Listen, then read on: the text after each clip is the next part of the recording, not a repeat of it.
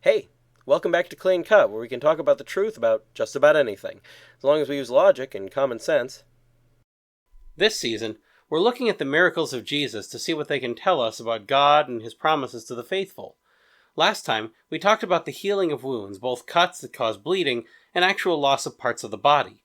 Today, the healing of the blind, deaf, and dumb. I decided to cover all three of these types of healing at once, since they're closely related and often mentioned together in the Gospels. And as Jesus passed from thence, there followed him 2 blind men, crying out and saying, Have mercy on us, O Son of David. And when he was come to the house, the blind men came to him. And Jesus saith to them, Do you believe that I can do this unto you? They say to him, Yea, Lord.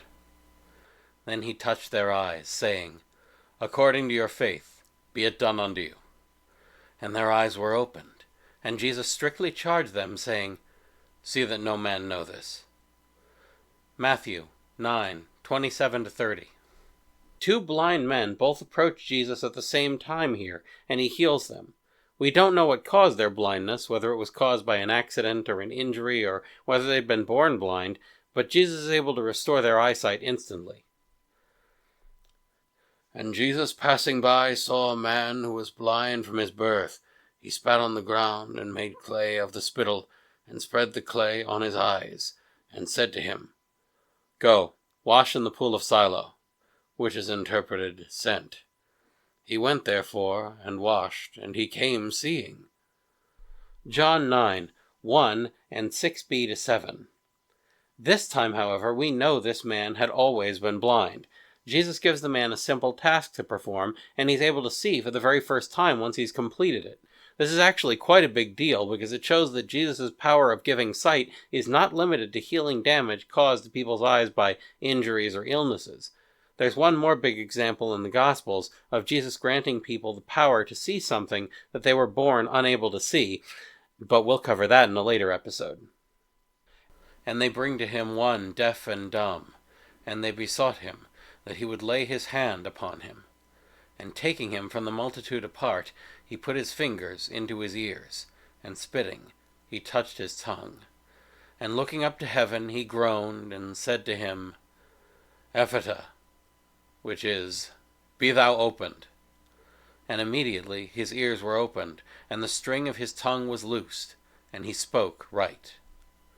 Mark 7:32-35. And there came to him great multitudes, having with them the dumb, the blind, the lame, the maimed, and many others. And they cast them down at his feet, and he healed them, so that the multitudes marveled, seeing the dumb speak, the lame walk, and the blind see, and they glorified the God of Israel. Matthew 15:30-31.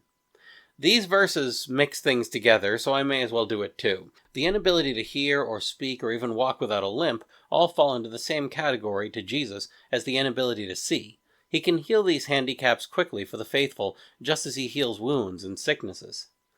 These healings show a remarkable amount about what God can do and does do for the faithful in eternal life. In this life, we're all deficient in some abilities. Some people are blind, others walk with a limp, others can't comprehend social cues, others are unable to think in the abstract or to understand complex equations, even when these limitations are things that we're born with and can't even imagine life without. Jesus is still able to heal them and open a path for us to reach our full potential. Those in heaven who've been lacking in some ability that others enjoy won't need to suffer under that limitation anymore. Next time, healing the lame and the paralyzed. That's all for now, so keep asking questions, and thanks for watching.